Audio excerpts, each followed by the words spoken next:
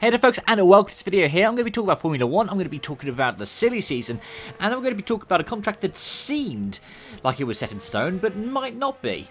That's right, I'm going to be talking about Williams, and the fact that George Russell could be out of the door at the end of this season. Despite having a contract in place, of course. George Russell was announced to be re-signed by Williams earlier in the summer. To be going alongside Nicholas Latifi for the 2021 season. However, recent speculation has said that Sergio Pérez, who himself was supposed to have a contract for next season as the second year of, what was it, a 3-year deal with Racing Point, has now been released because of Sebastian Vettel going over as the team gets rebranded as Aston Martin. Now, this is a bit different, the George Russell stuff compared to the Checo stuff, because, like I said, Checo was already on this contract. It was like he was bought out from part of it. This would be that Russell doesn't actually start the contract. Of course, this is a kind of deal that's done between Williams and Mercedes because, of course, Russell is a Mercedes junior. A bit similar to how Ocon at Racing Point, before he was, of course, replaced himself by Lance Stroll, was a Mercedes deal in and of itself too. But yeah, what can I really say about it?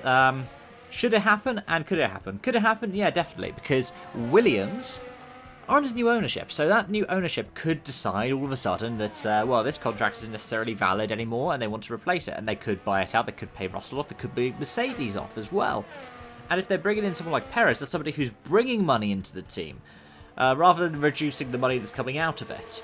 And with the amount of sponsorship that's in there, that would really help them out. And I think that's one of the good things that sells Perez over somebody like, say, Nico Hülkenberg, is that he could do that, which is why I think Perez is seen as such hot property. Red Bull probably don't necessarily need him so much, though it won't necessarily harm their account to have somebody like Perez in the team, but it made him such a good selling point for someone like Haas or Alfa Romeo, though it looks like those two avenues are supposedly closed up, as supposedly one of them is going to have Schumacher, and of course there are rumours of Nikita Mazepin, and rumours in particular with Alfa Romeo of Kimi staying on. So it looks like those 4 seats are kind of filled up, so it is very much a kind of matter for Checo of Red Bull versus Williams, and it seems like he is battling with Hülkenberg for it, potentially as well with the Red Bull seat, Alex Albon, but I don't really know what's going to be happening in those regards.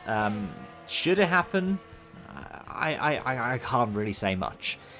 Like, it would be a shame to see the likes of Russell out the sport, though he could probably come back in after a year's hiatus, provided there's a seat for him. He'll likely be doing something similar to what Van Dorn did, or something similar to what someone like Pascal Wehrlein did, or something similar to the likes of Esteban Ocon. Note, however, that none of this has gone particularly well for those Mercedes junior drivers. So, I don't really know what's going to happen. Should it happen? Is a different debate. Could it happen? Could it happen? Definitely. Anything could happen in the world of F1.